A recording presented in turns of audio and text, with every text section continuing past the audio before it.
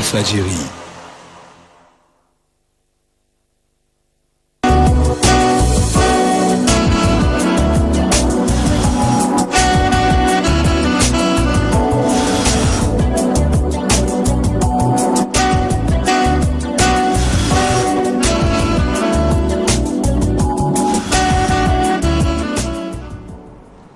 Bonjour à toutes et à tous, vous regardez Action 7 sur Walfadjri.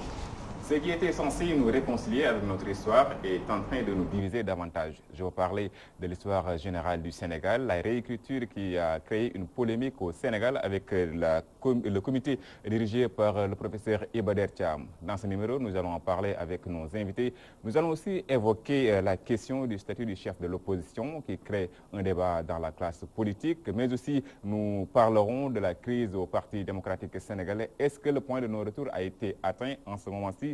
Action 7 a le plaisir de recevoir cette semaine le journaliste Serigne Mansour Cissé du quotidien Le Soleil. Serigne Mansour Cissé, bonjour. Bonjour. Nous sommes aussi avec Mame Gor Ngom d'Africa Chic. Mame Gor Ngom, bonjour. Bonjour Hassan.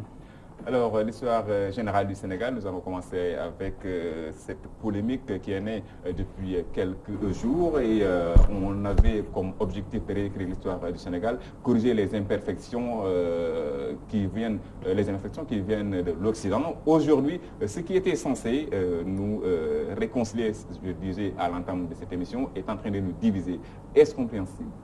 Bon, d'abord, je voudrais rendre grâce à Dieu, prier pour le repos de notre père Sidi Lamine Niasse. Quoi qu'on puisse dire, c'était quelqu'un qui avait joué son rôle et que je pense que ce qu'il a bâti, nous devons tous en fait le préserver.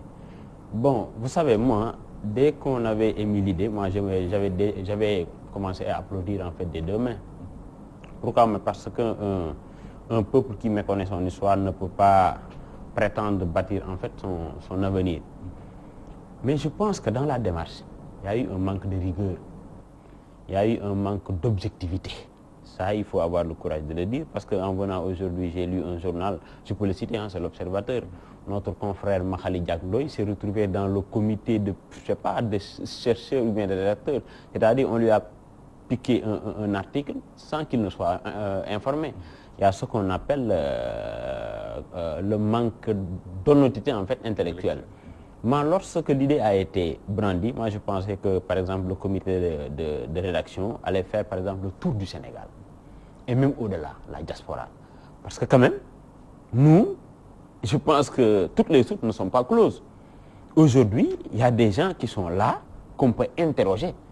Je pense que même hier, j'ai vu sur Facebook qu'en écrivant ou bien en réécrivant en fait l'histoire de Mame Cheikh Ibrahima Fall, le comité s'est permis en fait de piquer Wikipédia, mais tout le monde sait que Wikipédia quand même c'est pas une source biblique. Donc aujourd'hui, il faut quand même remettre les choses à l'état, c'est-à-dire essayer de s'asseoir, essayer de réorienter, par exemple le travail du comité en fait de rédaction, aller aux sources. C'est comme en fait on nous a appris en journalisme. Le journalisme d'abord c'est les sources. Après vérification, on publie. Donc aujourd'hui, ils n'ont qu'à aller vers les sources authentiques, interroger les bonnes sources, ensuite, et pourquoi pas, après rédaction, passer à la correction. Il y a des gens qui sont là. Moi, je ne pense pas que, par exemple, un professeur Iba Der Thiam, je n'ai rien contre lui, est-ce qu'il a la santé? Est-ce qu'il a, par exemple, toutes ses facultés pour pouvoir mener à bien véritablement, en fait, le travail de ce comité, quand même, qui est un travail laborieux. Moi, je pensais que, véritablement, on allait confier ça à une équipe beaucoup plus jeune, beaucoup plus fraîche, à une équipe beaucoup plus fraîche, pour pouvoir véritablement procéder à ce qu'on appelle un update, c'est-à-dire une mise à jour. Mais malheureusement, on est en train, en fait, de faire des confusions qui, je pense, que va nous porter davantage préjudice et que si on n'y prend pas garde, ça pourrait même mettre, je veux dire, un coup de frein, pourquoi pas, à notre stabilité entre foi et religieux. Alors, une belle initiative, disait tout à l'heure Serigne Mansour Cissé, Mame Gor Ngom, mais on est sérieux de vouloir réécrire l'histoire générale du Sénégal en 5 voire 10 ans? Oui, je pense que, comme l'a dit Mansour, c'est une bonne initiative parce que, comme on le dit, un peuple qui ignore son histoire, c'est un peuple qui perd son âme en quelque sorte. Donc, il était important de réécrire l'histoire politique l'histoire du général, du Sénégal en général, de faire savoir beaucoup de choses qui sont jusqu'ici méconnues. Mais comme tout le monde, certains l'ont dit et je pense qu'ils ont raison, la méthodologie peut poser problème, mais aussi surtout un certain manque de rigueur. Moi, si j'avais quelque chose à leur reprocher, c'est cette précipitation à vouloir sortir vaille que vaille le document, alors que, manifestement, ce n'était pas encore prêt. Parce qu'il y a des choses qui ne pardonnent pas. Même nous, dans nos rédactions, si tu écris un papier, ça passe.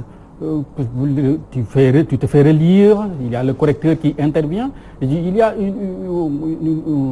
certaine démarche à emprunter. Mais je pense que, certaines erreurs évitables, on pouvait éviter certaines erreurs. Franchement, ils ont fait certaines erreurs qu'on pouvait vraiment éviter. C'est pourquoi je demande aussi aux uns et aux autres de ne pas analyser ces erreurs sous le prisme de la partisanerie. C'est vrai que si on réécrit l'histoire de son grand-père ou bien de son chef religieux, de son guide, on peut avoir quelques passions peuvent se soulever. Mais il faut aussi qu'on soit calme, qu'on évite de débattre avec passion, parce que sinon ça risque de créer d'autres ennuis. Et je pense qu'on n'en a pas besoin.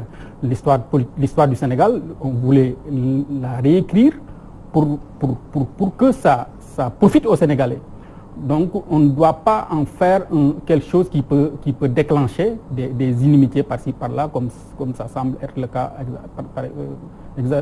exactement aujourd'hui. Donc il faut qu'on s'assoie avec beaucoup de sérénité, avec moins de passion, et corriger ce qui peut encore l'être. Mais je pense qu'il y a une certaine erreur, il y a certaines erreurs, dans la démarche, peut-être dans la composition de l'équipe, dans la manière de travailler. Je pense que le Sénégal regorge de ressources humaines de qualité. On pouvait choisir des gens. Peut-être ceux qu'on a choisis sont rigoureux. Je ne préjuge pas de leurs compétences. Mais on devait errer. À un certain niveau, on n'a pas droit à l'erreur. C'est comme si, souvent on critique les communiqués qui viennent de la présidence, des ministères et autres, mais à un certain niveau de responsabilité, on ne doit pas faire d'erreur. Parce qu'on a les moyens d'être parfait. Un État a les moyens d'être parfait. Ils ont les ressources humaines de qualité. Ils ont les moyens financiers. Ils ont largement le temps pour faire quelque chose de parfait, donc ils devaient le faire. Donc à ce niveau, il y a anguille sous roche et les gens doivent vite rectifier. Cela ne veut pas aussi dire que on fait de la géographie. Cela veut dire on dit ce que concernant nos confréries et autres, on se fie à ce qu'on raconte dans les chants religieux et autres. Mais au moins qu'on aille vers les confréries, parce que ce sont des sources. On ne peut pas parler de Léona Niassène sans aller à Kaolack, ou bien parler à ceux qui sont là-bas, parce que au moins ce sont des sources qui peuvent être fiables. Cela ne veut pas dire qu'on va prendre tout ce qu'on nous donne, mais au moins il faut interroger les gens et puis qu'ils donnent leur point de vue, des points de vue qui peuvent être discutés, mais au moins il faut aller vers les gens. Parce qu'il ne faut pas aussi, comme ce qu'a dit Mansour, aller dans Google. Ça, je pense que ça, c'est vraiment dommage, quoi. Alors, le passage qui a créé la polémique, c'est le chapitre consacré à l'école de Maodo et le nom de l'âge Abdoulaye qui a été cité. Donc, est-ce que le comité n'a pas fait preuve de légèreté en faisant des erreurs sur une histoire qui ne date même pas de 200 ans? Vous savez, M. Hassan Gueye, pour faire une démarche raccourcie, ce n'est pas en fait toujours la démarche scientifique. Vous savez, tous les foyers religieux au Sénégal ont des représentants à Dakar. À défaut d'avoir des représentants à Dakar, des émissaires, ils ont leur famille établie. Je ne dis pas qui transitent, mais établie à Dakar. Moi, personnellement, dans le cadre de ma fonction de journaliste pour le compte du Soleil, j'ai eu à les rencontrer. voilà une méthode, quand même un canal qui pouvait les permettre quand même d'éviter en fait certaines erreurs. El Hadj Ibrahima Niass, Baye Niass, que Dieu ait pitié de son âme, mais tout le monde sait qu'il a comment on appelle ça encore, lorsqu'il venait à Dakar, il résidait à, comment on appelle ça, à Castor. Ça, tout le monde le sait. Il y a Mariama Niass qui habite en fait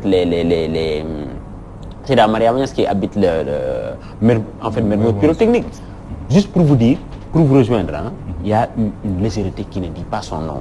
Et que, c'est pas mon souhait, mais je pense qu'il y aura encore d'autres désapprobations venant en fait de personnes ou bien de personnalités, même pas religieuses en forcément. Je vous ai cité en fait le cas de notre confrère. Mais comment on peut, quand même, en toute bonne foi, mais quand même entre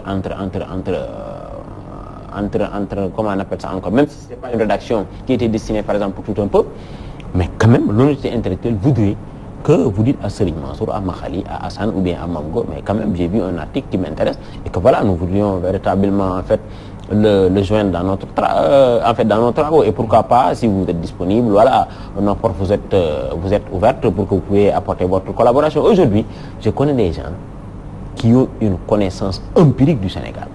Mais à l'université Cheikh Anta Diop, il n'y a pas cette rareté-là. Il n'y en a pas.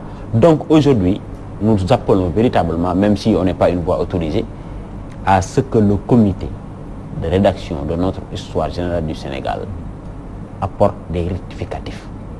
Et même si ces erreurs-là sont constatées sur des documents qui sont déjà en imprimerie, mais qu'on fasse des rattrapages pour éviter d'autres voies discordantes. Alors, parlons de ce comité déjà, de la composition. On parle du professeur Iba Der Thiam qui prend de l'âge. On parle aussi de Oustaz Iran Ndao qui ferait partie de ce comité. Alors, déjà, la composition déjà pose problème. Bon, moi, par rapport à tout ce qu'on a comme ressources humaines qui maîtrisent l'histoire du Sénégal. Bon, moi, je ne sais pas comment ils ont procédé pour choisir l'équipe. Bon, si vous avez cité Iran Ndao, bon, mais tout ce que je sais, c'est que le professeur Iba Der Thiam est talentueux. C'est quelqu'un qui peut diriger le travail. Peut-être on peut parler de son âge et autres. Bon, mais lui, il a quand même de l'expérience. Puis il a aussi assez de connaissances pour pouvoir diriger le travail. Et puis, il faut dire aussi que le professeur Iba Der Thiam est à la tête du comité, mais ce n'est pas lui qui doit faire tout cela. Je pense que c'est une équipe. Il coordonne, il a des connaissances avérées en histoire, il connaît bien le Sénégal. Je pense qu'il coordonne pour la rédaction de cet article. Je pense qu'il ne faut pas aussi qu'on accuse frontalement le professeur Iba Der Thiam, bien vrai que c'est lui la personne morale, mais c'est une équipe. S'il y a faillite, je pense que c'est toute l'équipe qui a failli. Lui, il est à la tête, mais c'est toute l'équipe qui a failli. Bon, je ne sais pas quel rôle jouerait Iran Ndao. Moi, je ne me l'explique pas. Peut-être ils vont l'expliquer. Peut-être moi, je ne sais pas. Il est là-bas en quelle qualité, en qualité de prêcheur, je ne sais pas. Bon, mais peut-être les gens vont s'expliquer, vont expliquer davantage le choix des personnes qui sont présentes dans ce comité. Mais je veux dire que, en principe, c'est pas le niveau, la qualité des ressources humaines qui est remise en cause. Mais je pense que c'est la démarche, peut-être certaines erreurs qui pouvaient être évitées, le manque de rigueur, parce que bon, on ne peut pas écrire un document comme ça et le publier sans pour autant que certains le lisent. Je pense que tout le monde pouvait lire, même les étudiants en histoire, en quatrième année, en maîtrise, ils pouvaient lire et voir certaines... à un certain niveau, comme je le dis, même les coquilles sont impardonnables. Parce que les gens, l'État a les moyens d'être parfait. Parce qu'ils sont ici pour être parfaits. Il faut, même la plus petite coquille ne devait pas exister, ne devait pas se retrouver dans ce document. Donc je pense qu'il faut viser la perfection. Nous sommes au Sénégal, c'est un pays même qui a la médiocrité gagne du terrain, mais c'est un pays qui regorge de ressources humaines de qualité, qui regorge de valeurs, des gens capables d'écrire l'histoire du Sénégal ou de la réécrire. Donc je pense que je mettrai un peu l'accent sur ça, sur la méthodologie utilisée, le manque de rigueur à bien des égards, et sur peut-être cet excès de confiance qui a abouti à tout cela. Et je pense que ceux qui s'agitent ou bien critiquent ont leur raison, mais ils doivent aussi raison garder. Je pense qu'il ne faut pas aussi s'agiter pour dire que moi, je suis de telle confrérie, mon grand-père n'a pas été bien pris en compte et tout. Ils ont le droit de le dire, mais il faut qu'ils le disent de manière sérieuse, de manière calme, parce que tout excès est nuisible. Tout excès est nuisible. Il ne faut pas excéder, il ne faut pas prendre le temps d'insulter les gens ou bien de dire des choses qui peuvent être dommageables pour la stabilité du pays. Alors, Serigne Mansour Cissé, quelques mots par rapport à la composition de cette équipe. Bon, d'abord, moi, avant que le document ne soit publié, j'ai essayé par plusieurs canaux pour avoir les personnalités en fait qui composent en fait qui composent en fait ce comité. Mais parfois j'ai l'impression que voilà, c'était un peu confidentiel et malheureusement ce qui est sorti est déjà sorti. Bon, je l'ai entendu de la bouche d'Ahmed Khalifa Niasse qui dit que vraiment Iran Ndao fait partie en fait de ce comité de rédaction. Est-ce que Iran Ndao a le background universitaire? Il a quand même l'épaisseur intellectuelle religieuse, mais est-ce qu'il a le background universitaire? Parce que quand même, un comité de rédaction pour écrire ou bien pour écrire une histoire, mais quand même, il y a un pedigree universitaire qui doit être là. Bon, selon Ahmed Khalifa Niasse, Iran Ndao n'a pas fait l'école, mais je lui retourne en fait son appréciation de quelle école parle-t-il. Parce que c'est pas parce qu'on n'a pas fréquenté en fait l'école des Blancs qu'on n'a pas fait l'école. Ça aussi, il faut mettre un bémol. L'un dans l'autre, ce que nous voudrons, c'est que nous ne souhaiterons pas que demain, nos fils méprennent véritablement en fait leur histoire. Et pour cela, il faut apporter des correctifs en toute sérénité en fait, comme l'a dit M. Mamgour. Et voilà, on va passer ce cap-là. Alors parlons à présent de l'institution Sainte-Jeanne d'Arc, une autre polémique qui dure depuis des mois, disons-le comme ça, parce qu'au mois de mai, ça a commencé. Le ministre a fait une sortie, l'école s'est rétractée. Aujourd'hui, 29 filles ont été renvoyées. En tout cas, en début de semaine ou en fin de semaine, il y a eu un consensus entre le ministère de l'Éducation et les dirigeants de l'institution Sainte-Jeanne d'Arc. Est-ce qu'on n'a pas fait que repousser le problème? Merci Hassan. Moi, je suis très gêné souvent de parler de ces genres de débats parce que moi, je suis... Bon, mon parcours personnel, moi, j'habitais mon ami, un de mes meilleurs amis, bon, maintenant il est à l'université de Saint-Louis, il était à l'école Sainte-Croix de Bambey.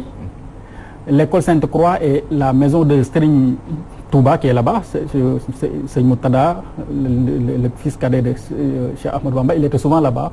Mais il y avait la sonnerie, il y avait la mosquée, bon, entre chrétiens et musulmans, il n'y avait aucun problème.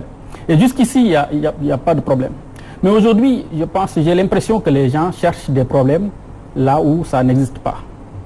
Bon, l'Institut Saint-Jean d'Arc, c'est une école privée. Bon, c'est pas une école sénégalaise, c'est une école française. Mais là où on doit mettre l'accent, est-ce qu'ils ont le droit de chasser des filles sous prétexte qu'elles sont voilées? Parce que je pense qu'il faut circonscrire le débat autour de la loi. Est-ce qu'ils ont le droit de le faire? Je pense que c'est non. Ils n'ont pas le droit de le faire. Ils ne devaient pas le faire. Je pense que c'est au-delà des considérations religieuses qu'on veut voir. S'ils n'ont pas le droit de le faire, même s'il y a un règlement intérieur, et que la Constitution du Sénégal dit clairement que les filles peuvent aller à l'école tout en gardant leur voile, bon, je pense que dans la limite du possible. Et puis, on ne parle pas de brocha, mais le fait d'être voilé, nous tous, on a eu à apprendre avec des filles qui étaient voilées et ça ne posait aucun problème. Je pense que s'ils n'ont pas le droit de le faire, ils ne doivent pas le faire.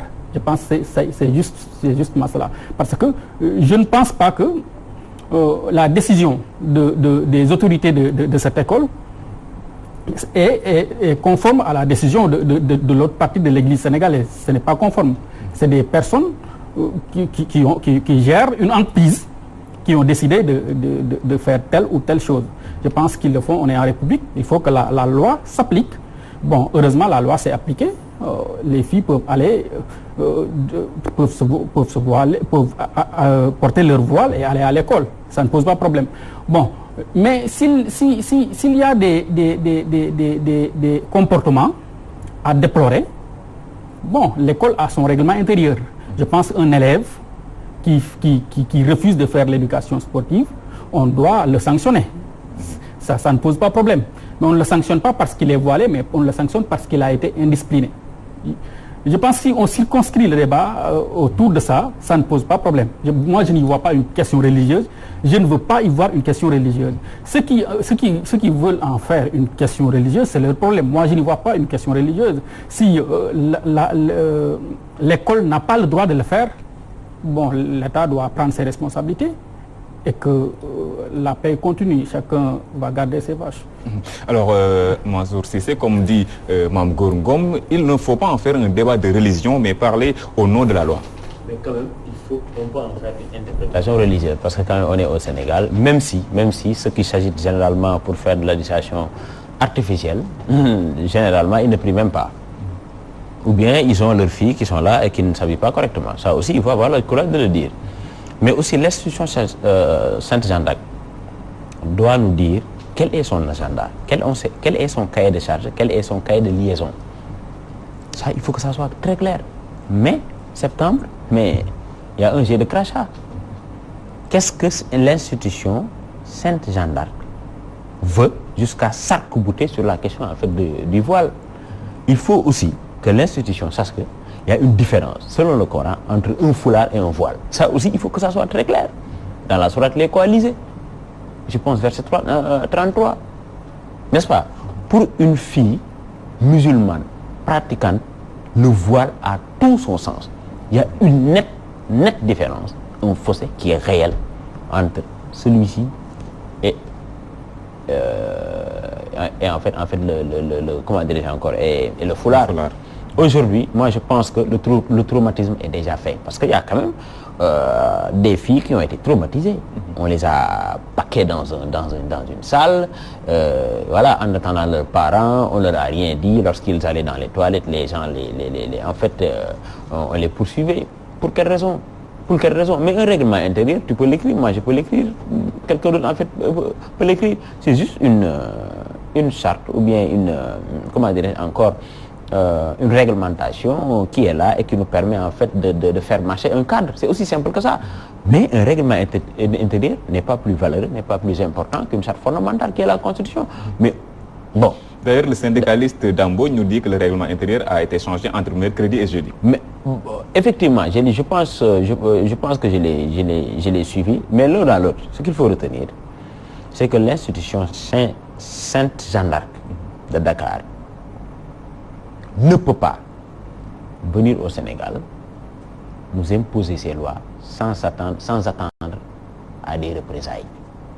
Que ce soit via les réseaux sociaux, que ce soit via, par exemple, l'autorité, etc. Ce qu'il faut aussi déplorer, au mois de mai, moi je pense que le ministre Mamadou Talla ne devait pas sortir un communiqué. Il devait arrêter. Il devait sortir un arrêté. Le ministre, il sort un arrêté. Le président, il décrète. Mais on a vu le Conseil du laïcat, sa réponse. Une réponse très nerveuse. Un manque même de respect à l'endroit de notre autorité. Mais aussi, ce qu'il faut déplorer et pointer du doigt, c'est la faillite de notre système public éducatif. Si on avait un bon système, mais on n'allait pas faire on n'allait pas se rattraper, ou bien on n'allait pas prendre nos enfants, les mettre dans les comment dirais-je encore, dans les écoles privées. Mais il y a aussi certains qui pensent que on a laissé nos daara, on a laissé nos écoles pour aller voir les institutions privées, et que cela ne participe pas à l'éducation de nos enfants. Moi, je ne suis pas tout à fait d'accord, parce que moi, je connais des jeunes qui ont fréquenté par exemple l'école Saint-Gabriel de Thiès, qui ont fréquenté l'école Sainte-Ursule, et qu'aujourd'hui c'est des gens qui sont modèles et qui sont même dans l'administration et qui sont dans les autres secteurs d'activité professionnelle. Voilà. Alors les jeunes filles vont rejoindre les classes ce lundi, c'est la décision prise par la direction. Je pense que c'est 22, 22. Le lundi 22. Non, les 22 filles. Le lundi 19, bien. C'est le lundi 19, je pense. Ouais. Ils sont au nombre de 22, les filles qui ont été renvoyées. Donc, elles vont se voiler avec des voiles confectionnés par l'établissement. Mais déjà, il y a un autre problème qui se pose parce que les parents d'élèves, certains par exemple, disent tout dépend du voile confectionné. Donc le problème n'est pas totalement réglé. Oui, je pense que le problème n'est pas totalement réglé, mais bon, il y a déjà des avancées. Le fait que l'école recule, ça, c'est déjà une bonne chose. Bon, mais pour le voile aussi, je pense que même le règlement intérieur, l'ancien règlement intérieur, il parlait que de couleurs de l'école et autres, quoi. Moi, j'ai eu à le lire, je pense qu'en juin, j'ai lu le règlement intérieur de l'école, il parlait de voile aux couleurs de l'école. Je pense que ça, pour harmoniser, ça ne pose pas problème. Ça ne pose pas problème. Peut-être la taille du voile et autres, on peut parler de ça. Bon, mais je pense que ça ne pose pas problème. Bon, on ne peut pas aussi aller à l'école avec des burqas, c'est pas possible. On ne peut pas faire l'éducation physique sportive avec ça, ce n'est pas possible. Donc, il faut aussi savoir raison garder. Bon, si les gens, s'ils se voilent correctement et qu'ils cachent leur partie intime comme c'est recommandé par l'islam, je pense que ça c'est déjà une très bonne chose. Les couleurs et autres, je pense que c'est des considérations infimes. Je pense qu'il ne faut pas aussi trop tirer sur ça. Si la volonté, la décision de l'institution Jeanne d'Arc était de dire non à toutes ces filles parce qu'elles étaient voilées, je pense que c'est une volonté vouée à l'échec. Parce que ça, ce n'est pas possible. Il ne faut pas importer des choses de la France ou bien de l'Occident. Même, je pense qu'en France, cette conception de l'islam a des limites. Et cette conception de l'islam a abouti à des attentats et autres. La France n'était pas concernée jusqu'à une date récente par cette vague d'attentats. Mais on se rend compte qu'avec cette stigmatisation, cette manière de voir les choses, cette manière de voir l'islam, cette manière de penser que celui qui dit Allah, c'est un terroriste, je pense que ça peut poser problème. Bon, nous on a notre l'islam, un islam qui est tolérant. L'islam sénégalais est tolérant, comme l'islam en général est tolérant. Je pense qu'il faut aussi, on a toujours vécu en parfaite harmonie avec les chrétiens et avec les autres religions. Je pense qu'il faut qu'on continue sur ce chemin. Rien ne sert d'entretenir un débat qui est à la limite futile, qui ne nous sert pas. Parce que nous tous, nous sommes chrétiens à la fois dans nos familles, nous sommes des chrétiens, nous sommes des musulmans, nous sommes d'autres religions. Je pense qu'il faut qu'on vive comme ça et continue de vivre comme ça. Chacun respecte les convictions de l'autre. Ça ne pose pas problème. Moi, ça ne pose pas problème de voir quelqu'un porter une croix ou bien porter un signe distinctif quelconque pour montrer sa religion. Moi, ça ne me pose pas problème. Donc le voile ne devrait pas gêner. Et si l'école a pris cette décision parce qu'il ne veut pas avoir des signes distinctifs, je pense qu'elle a tort, les autorités de cette école ont tort, et puis bon, c'est voué à l'échec, parce que ça ne peut pas se faire au Sénégal. Quand même, les gens ne vont pas accepter. Mais comme je le dis toujours, il faut de la mesure en toute chose. Même la manière de réagir, vous pouvez vexer sans pour autant, vous vexez votre frère, vous vexez votre meilleur ami, parce que vous prenez une décision ou bien vous prenez la parole d'une manière brutale et vous dites des choses avec passion. Je pense que ça ne vaut pas la peine. Nous tous, nous sommes avant tout, nous sommes en République, nous sommes des Sénégalais. Le Sénégal nous appartient à nous tous. Donc, préservons-le. Luttons sans relâche pour sa préservation. Alors, Serigne Mansour Cissé, tout à l'heure, vous parlez de l'échec de l'école sénégalaise, en tout cas l'école publique, mais est-ce qu'on ne peut pas aussi parler de l'échec de des hommes d'affaires musulmans? Bon, juste pour préciser, en fait, la jeunesse, moi, d'après une source que j'ai consultée, elle m'a dit que, en un moment, certains élèves étaient un peu clivants, quoi. était clivant, il venait, il ne serrait pas la main, mais il faut préciser aussi le manque ou bien l'absence de ne pas serrer la main, quand même, c'est un enseignement en fait de l'islam. Moi, je pense que le rapport qui doit lier l'enseignant et son apprenant, c'est l'enseignement et l'apprentissage. C'est ça qui est le plus important. Parce que dans le Coran, on nous a dit que le voile permet à la femme d'être identifiée, mais aussi d'être respectée. Mais le respect, ça s'enseigne dans les écoles à travers l'éducation morale. Bon, pour venir à votre question, hein, je n'ose pas parler en fait d'échec. C'est que, en fait, c'est tout un système qui est là aujourd'hui. Mais on a une école qui n'enseigne plus, presque. On a des hôpitaux presque qui ne soignent plus. Voilà, mais en fait, c'est ça la situation. Les négociations de 2014, je pense qu'entre 2012 et 2014, il n'y a pas eu de grève. On est parti à des négociations. Des accords ont été signés. Mais jusqu'à présent, sur certains points, mais ça n'a pas été... Jusqu'à présent, l'État n'a pas encore respecté. Moi, je pense que l'État doit quand même dire ce qu'il peut faire. Mais aussi les syndicalistes doivent dire ce qui peut être fait. Parce que l'un à l'autre, c'est pour... Nous risquons en fait de payer la facture. Nous risquons de payer la facture. Quand même, moi, quand j'ai mon enfant, ou Mamgo, ou bien toi, si vous avez votre enfant et que vous avez les moyens, mais vous n'allez pas laisser votre enfant dans la rue comme ça. Mais depuis combien d'années, qui peut me dire, est-ce que sur 5 ans, le quantum horaire a été respecté? Moi, je pense que non. Non, je pense pas. Dambodj l'a dit, ils disent que carrément, dès la rentrée, ils vont encore mettre sur la table, en fait, des revendications de conquête encore. Des revendications de conquête. Donc, il faut que les deux parties s'assoient. Il faut que les deux parties voient véritablement où se trouve l'intérêt public de nos enfants pour bâtir notre avenir. C'est aussi simple que ça. La transition est faite pour parler de politique avec la crise. En tout cas, disons d'abord le statut du chef de l'opposition, un statut qui pose un grand débat sur la place publique, surtout au niveau des partis de l'opposition qui se chamaillent un peu. Et est-ce que ce n'est pas quelque chose, disons un bonbon qui a été jeté par le pouvoir pour faire s'agripper, en tout cas pour diviser davantage l'opposition? Bon, je pense que la question de l'opportunité se pose avec insistance, hein, parce que qu'est-ce qu'on voit? On a parlé d'un dialogue politique. Bon, beaucoup de partis politiques ont boycotté ce dialogue. Bon, même si certains sont présents, mais une présence peut-être silencieuse, parce que bon, beaucoup ont des représentants là-bas, mais les chefs de parti ne sont pas présents. Mais il y a ça. Il y a aussi l'opportunité de créer. Bon, on dit que c'est une institution, l'opposition, c'est une institution. C'est un statut, de créer un statut de l'opposition.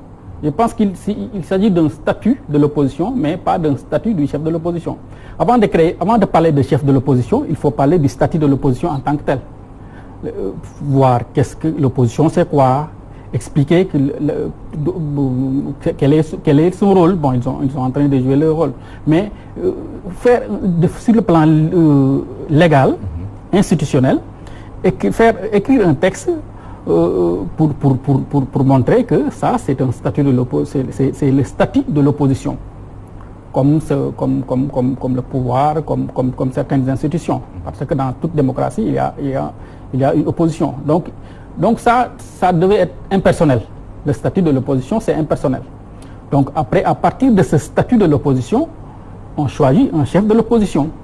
Mais maintenant, on ne sait pas. On ne peut pas se lever pour dire que il y a rien qui dit que c'est celui qui est arrivé deuxième à la présidentielle qui doit être chef de l'opposition. Il n'y a rien qui dit que c'est lui qui a plus de députés à l'Assemblée nationale. Je pense que c'est des choix, c'est des possibilités. Mais je pense que pour être plus sérieux, il faut un statut de l'opposition avant d'être parler de chef de l'opposition. Et en parlant de chef de l'opposition, je pense sur le plan stratégique, le pouvoir est en train de divertir l'opposition. Elle est aussi en train de divertir les Sénégalais. Je pense que ça, c'est pas une urgence et c'est pas une priorité. Je pense que les priorités des Sénégalais, au-delà du dialogue politique, j'ai entendu Mamles dans Walfadjri dire que le Sénégal est le seul pays au monde où les hommes politiques se regroupent pour parler de politique. Ça n'a pas de sens. Il y a des choses beaucoup plus intéressantes dans ce pays. Il y a des ressources minières, il y a les ressources naturelles, il y a l'école. On vient parler de l'école sénégalaise qui est en crise. Il y a l'hôpital qui est en crise. Il y a beaucoup de segments de la société qui est à terre. Donc je pense qu'il faudrait mieux, c'est plus urgent de parler de ça que de parler de statut de l'opposition. On parle de 2 milliards, même si bon, il n'y a aucune source. C'est un chiffre qui a été donné comme ça, mais je pense que ce serait grave. Et puis j'ai peur que le chef de l'opposition ou bien l'opposition soit une opposition un parti de contribution en quelque sorte, comme le PDS l'avait à ses débuts. Il faut une opposition, il faut un pouvoir. 2 milliards, les 2 milliards dont on parle, les 2 milliards, les 2 milliards appartiennent au chef de l'opposition ou bien ça appartient à l'opposition? Parce que bon, j'ai discuté la fois dernière avec un ami, il m'a dit que bon, si on donne 2 milliards au chef de l'opposition, si un parti d'opposition ou bien la société civile veut manifester, peut-être il peut venir pour demander quelque chose. Donc il faut définir tout cela. Ce n'est pas 2 milliards qu'on donne à Idriss Seck ou à Ousmane Sonko comme une caisse noire. Je pense que ça, ce serait catastrophique. Je pense que le peuple est vraiment en avance sur nos hommes politiques, le pouvoir et l'opposition compris. Nous, on a d'autres priorités, on a d'autres chats à fouetter que de faire un débat sur le statut de l'opposition ou le statut d'un opposant.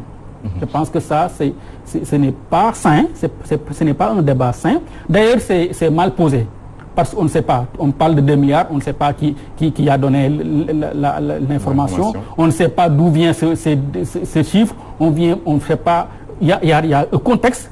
C'est juste peut-être une rumeur ou une information qui n'est pas revendiquée. Je pense que ça, ce n'est pas sérieux. Il faut qu'on parle de choses sérieuses dans ce pays si on va avancer. En tout cas, l'opposition en parle depuis un moment. Les membres du parti Rewmi se positionnent en disant que naturellement, c'est Idriss Seck qui doit être le chef de l'opposition.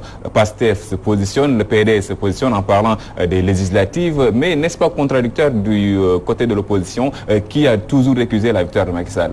Bon, vous savez, ici au Sénégal, on a des acteurs politiques qui parlent en fonction de leur situation et que chacun cherche à tirer profit. Moi, je rejoins un peu en fait ce qu'a dit Mamgour. Vous savez, quand même un pays normal qui répond à une démocratie, que ce soit majeur, mineur, doit avoir une opposition. Ce qui s'est passé en 2012 au Mali, c'était parce qu'il y avait une absence en fait d'opposition. Vous savez, l'État dans sa démarche cherche toujours à la phagocyté.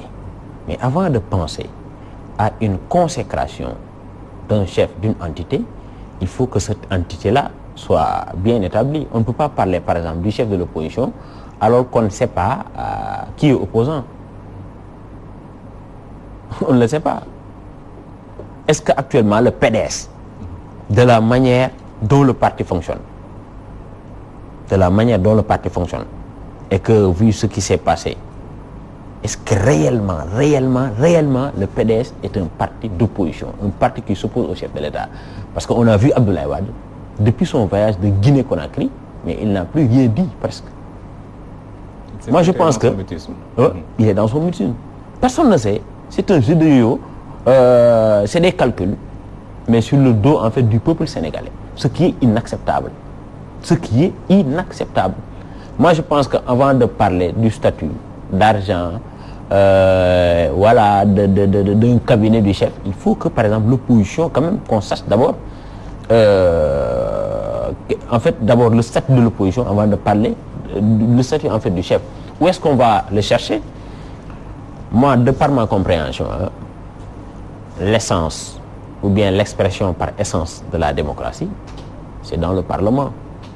Au niveau de l'Assemblée nationale. Si on a une forte Assemblée nationale, mais pas une Assemblée nationale qui est, qui est par exemple, qui gobe tout ce qu'on lui demande en fait de faire. Quand même, l'Assemblée nationale, elle doit être là pour le peuple. C'est le peuple qui l'a élu. Il faut que l'Assemblée nationale aussi sache qu'elle est là pour le peuple sénégalais. Si on le choisit là-bas, naturellement, ça doit être le PUR. Parce que quand même, c'est le PUR qui est parti en élection sans se faire accompagner, sans se faire aider par les autres formations politiques et qui a eu, je pense, 3 à 4 députés. L'un dans l'autre, ce qui est le plus important aujourd'hui dans ce pays, moi je pense que ce sont les inondations. Moi je pense que ce qui est le plus important dans ce pays, c'est de préparer une très bonne rentrée. Moi je pense que ce qui est le plus important dans ce pays, c'est de prier pour que nous ayons une très bonne récolte. Ce qui est le plus important dans ce pays. Vous savez, quand vous faites l'intérieur du Sénégal, on a eu la chance de faire le tour du Sénégal. Mais dans certaines régions, vous voyez qu'il y a des localités qui ont été assassinées du fait d'un environnement mis à terre. Il n'y a pas de plan de reboisement, il n'y a rien. Moi, je pense que ce sont ces questions existentielles-là que les opposants, s'ils aspirent à diriger ce pays sous le sceau, par exemple, de l'intérêt général du peuple, ce sont ces questions-là qui doivent être abordées. C'est ça qui est important. Au lieu de déblatérer sur des sujets qui n'intéressent qu'eux-mêmes, qui n'intéressent qu'eux-mêmes. C'est ça la vérité aussi. Des compromis ou des compromissions, comme disent certains de nos confrères. Alors, nous allons rester un peu sur Idrissa Seck avec son mutisme. Certains analystes disent qu'il s'est terré dans ce silence-là pour pouvoir occuper, en tout cas, se prévaloir de ces 2 milliards dont vous faisiez état tout à l'heure. Bon, je pense que certains le disent, mais je pense que c'est à tort. C'est ma conviction. Parce qu'Idrissa Seck, juste pour rappeler, en 2012, il faisait partie de l'équipe conquérante. Il a soutenu Macky Sall entre les 2 tours. C'est lui le premier leader politique à quitter Benno Bokk Yakaar. Si mes souvenirs sont exacts, c'est le premier ou l'un des premiers à quitter avec ses ministres. Bon, à l'époque, Pape Diouf et Omar Gueye, ça avait créé une scission. Ils sont restés dans le gouvernement. Abdourahmane Diouf qui était à la SONES. Et beaucoup de cadres sont partis. Je pense que il ne peut pas faire ça et attendre 7 ans après, être deuxième à la présidentielle et vouloir revenir pour s'accrocher sur un statut de l'opposition. Ce serait absurde. Moi, je n'y vois aucune visibilité. Franchement, je n'y vois. Et puis, le connaissant, je sais que peut-être, bon, je peux me tromper, hein, mais c'est pas logique. C'est pas logique.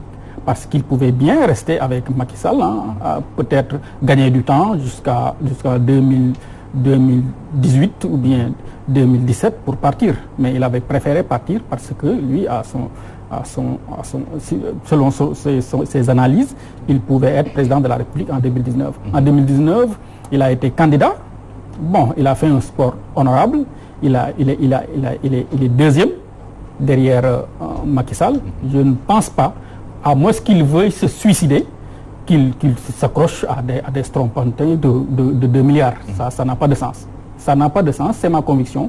Peut-être, bon, son silence, lui, Idrissa Seck. Des fois, bon, c'est difficile d'analyser ses choix. Bon, des fois, il parle beaucoup, il peut être loquace. Des fois, il est taciturne.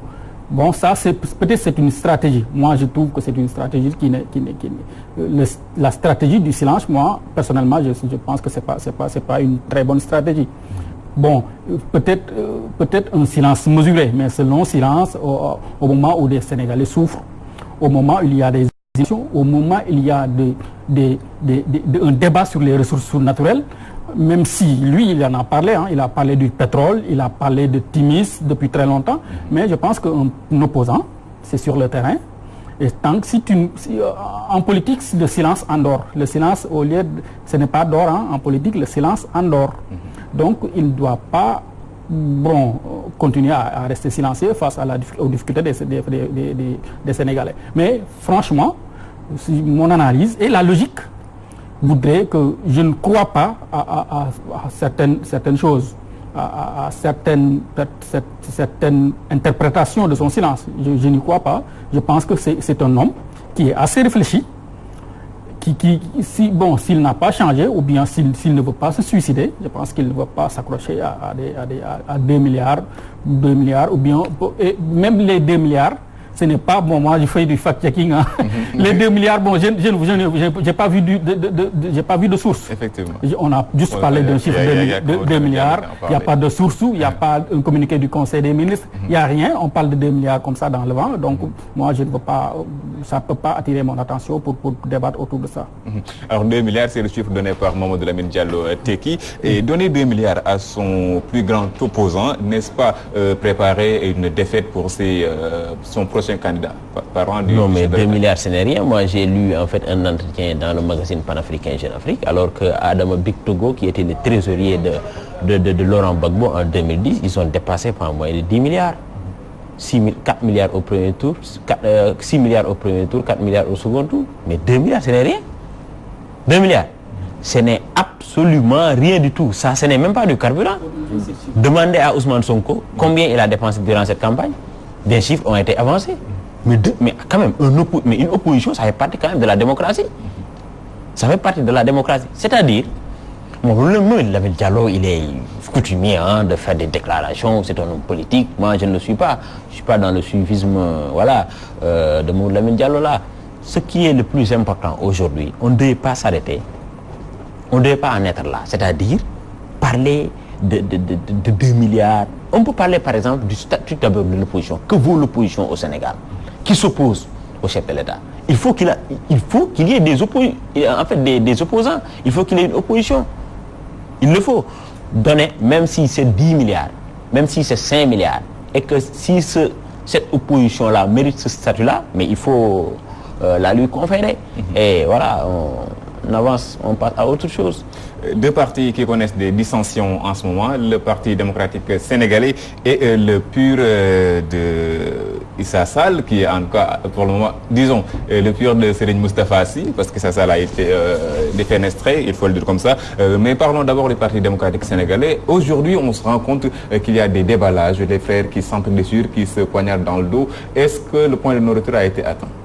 Je pense qu'il y a des déballages, il y a de la passion aussi. Mais il n'y a rien d'inédit au Parti démocratique sénégalais.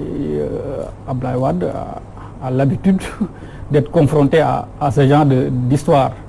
Parce que souvent, Babacar dit que c'est pas lui, ça ne l'engage pas. On dit que c'est lui la seule constante. Tout le reste, ce sont des variables. Mais aujourd'hui, c'est encore beaucoup plus difficile pour les amis de Babacar Gaye et Mamadou Lamine, l'autre El Hadj Amadou Sall. C'est difficile de lutter contre Wade. Parce que eux, à les entendre parler, ils ne veulent pas, parce que tu ne peux pas lutter avec quelqu'un. Tu ne peux pas lutter avec quelqu'un en évitant de lui donner des coups. Ils sont très diplomatiques. Contre Wade, Omar Sarr préfère se défausser sur Karim Wade, alors qu'officiellement ce n'est pas Karim Wade, c'est Abdoulaye Wade. On ne peut pas dire que c'est que Karim qui est derrière son papa qui le manipule. Ça, on n'a aucune preuve, franchement. Ça, parce que nous aussi, nous sommes des journalistes. Si on n'a pas de preuves, on ne peut pas avancer certaines choses. Je pense que ça ne peut pas résister à l'analyse. Donc, s'opposer à Wade, en pareille circonstance, c'est très difficile. Dans la mesure où, même Omar Sarr et tous les autres, ils avaient soutenu Wade contre vents et marées quand il a voulu que Karim Wade soit candidat, alors que nous tous, nous avions dit que ce n'est pas possible. Il faut qu'il cherche un candidat.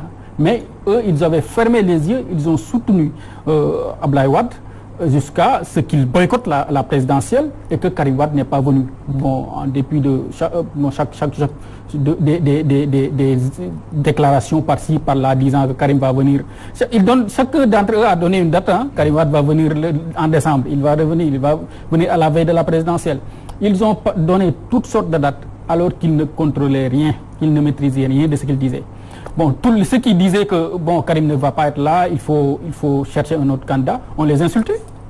Moi, j'ai eu à dire quelque chose, Karim Wade, il faut chercher quelque chose, mais il y avait il y avait eu un déploiement. Certains disaient que c'était pas normal, il faut s'occuper de vos affaires et autres. Mais aujourd'hui, on se rend compte que Karim Wade n'est pas là, alors que eux, ils ont soutenu Abdoulaye Wade. Aujourd'hui, quand ils viennent pour dire que Karim c'est un lâche, c'est un poltron, il n'ose pas venir ici. C'est à la limite ridicule, quoi. C'est à la limite du ridicule. Parce que tout le monde savait que Karim Wade n'était pas dans les conditions pour venir au Sénégal. Tout le monde savait que la présidentielle ne peut aller se faire sans Karim Wade. Mais ils ont dit que c'était de la politique, c'est une stratégie. Mais voilà, c'est la stratégie. Là, il faut qu'ils se regroupent, qu'ils s'assoient autour d'une table pour faire analyser tout cela et voir qu'est-ce que ça a donné, leur stratégie. Est-ce que c'était une stratégie payante ou bien c'était un échec? Moi, à mon avis, c'était un échec. Aujourd'hui, c'est cet échec qui est à l'origine de tous ces problèmes, de toutes ces histoires. Alors, Serigne Mansour Cissé, les frondeurs, en tout cas ceux qui étaient les plus farouches défenseurs de Karim Wade, aujourd'hui l'insultent ouvertement devant tout le monde. Est-ce qu'ils ne perdent pas en crédibilité aux yeux des Sénégalais? Mais ils perdent totalement en crédibilité aux yeux des Sénégalais. Vous savez, en fait, quand Idriss Seck a eu la vision prophétique, entre guillemets, de dire en 2005 ce qui s'est passé et qui s'est succédé jusqu'en 2019. Moi, pourquoi parfois je comprends un peu en fait le motif de Idriss Seck de Rewmi. Mais les gens du PDS, ils savaient pertinemment que Karim Wade ne pouvait pas venir avant la présidentielle. Ça, ils le savaient. Mais ils étaient dans des calculs, ils étaient dans des jeux qui les arrangeaient. Moi, je peux dire que, mais actuellement, il n'y a que le chef de l'État qui sait quand est-ce que Karim va rentrer. Hein. Personne ne sait, personne. Personne ne peut te dire quand est-ce que Karim Wade va fouler le sol sénégalais. Personne ne peut te le dire. Donc, si demain Karim Wade est président de la République, ces mêmes frondeurs vont venir manger à sa table. C'est ça le Sénégal. C'est pourquoi, mais qui n'a pas vu ici Barthélémy Diaz en 2011? Après l'exil d'Abdoulaye Wade, on a vu ici le même Barthélémy Diaz tenir le micro d'Abdoulaye Wade et qui chargeait le chef de l'État, Macky Sall. Donc, il faut pas être un extrémiste quand on fait des analyses. C'est eux dans eux. Comme on dit, quoi, c'est nous dans nous, quoi. C'est entre eux. Donc, il faut faire très, très attention, avoir beaucoup de prudence. Demain. Parce qu'actuellement aussi, il faut avoir quand même le courage de le dire. Hein. Il n'y a pas quelqu'un qui arrive au scalp sur le plan marketing politique, qui arrive au scalp Karim Wade au niveau du PDS. Ça, il faut avoir le courage de le dire. Ça aussi, il est plus présentable, il a plus de moyens, il a plus de network, il a plus de sympathisants. Ça, c'est pas une mince affaire en politique. C'est pas une mince affaire. Au début, on disait que ouais, il était un peu handicapé entre guillemets wolof, mais je pense que ça, ce n'est plus d'actualité. Donc, suivons leur messe. Tôt ou tard, en fait, ils vont siffler la fin. Alors, est-ce qu'Abdoulaye Wade n'a pas raison de vouloir rajeunir son parti quand on voit ce qui se passe sur le landerneau politique? Mais pourquoi choisir ce moment? Pourquoi choisir ce moment? Il y a ça aussi. Je pense que c'est la politique. Wade, c'est un stratège. Lui, il disait même qu'il va écrire un livre sur les stratégies en politique. mais il a raison. Et puis, c'est une question, des fois, c'est subjectif. Karim Wade, c'est son fils. Wade, bon, il est en fin de carrière. On lui souhaite une très longue vie. Mais il veut quand même laisser à la postérité quelque chose. Bon, mais son fils est bien placé pour diriger le Parti démocratique sénégalais. Parce que les autres l'ont voulu. Ils ne se sont jamais opposés à ça. Donc c'est là la contradiction. Aujourd'hui, Abdoulaye Wade, il met au devant Karim Wade qui a fait la prison, qui a fait 3 ans, qui a été, parce que la traque c'était 25 personnalités, plus de 25 personnalités. Karim Wade, c'était la tête de gondole. C'est lui seul qui est parti à Rebeuss. Qui a payé les frais, oui. Oui, c'est lui qui a payé les frais. Il a fait 3 ans là-bas. Il est sorti, il a été gracié dans des conditions vraiment ombrageuses. On ne sait pas on peut Idriss Seck parler de deal international. Mais aujourd'hui, Abdoulaye Wade aussi, il veut, au-delà il est pratique, il est aussi, c'est son fils aussi. C'est son fils, ça, je pense qu'on ne peut pas enlever ça. Il peut avoir de la subjectivité dans sa démarche, mais il y a aussi de l'objectivité. Mais comme l'a dit Serigne Mansour Sy, bon, lors des manifestations, on voit Karim a beaucoup de mouvements de soutien. Oui, il a beaucoup de mouvements de soutien, ça bouge de partout. contrairement à ceux qui le critiquent. Bon, ils ont été des réélus, mais bon, jusqu'ici, ils ont passé, Omar Sarr a un passé glorieux à Dagana et autres, mais qu'est-ce qu'il pèse aujourd'hui? Parce que c'est difficile d'être opposant sous nos cieux si vous n'avez pas les moyens. Il y a le gars du coin qui a des moyens, qui est directeur ou ministre. Tous tes parents vont aller vers lui. C'est malheureusement ça. Omar Sarr, est-ce qu'il a toujours la force? Karim Wade, je pense qu'il a plus de force. Il est bien placé pour diriger le Parti démocratique sénégalais. Et Wade, ce sont ses méthodes. Ils l'ont accepté jusqu'ici. Donc c'est difficile aussi de dire non. Alors que, et puis c'est avec pudeur. Si vous voyez Babacar Gaye, vous voyez El Hadji Amadou Sall, bon, ils parlent de Wade avec déférence. Vous savez, vous sentez une certaine amitié, une certaine de la complaisance. Mais vous sentez qu'ils ne veulent pas le blesser. C'est à juste titre. Donc on ne peut pas se battre avec quelqu'un et éviter de le blesser. Alors, 2 minutes pour parler du parti. Peut-être une petite précision, une révélation superficielle.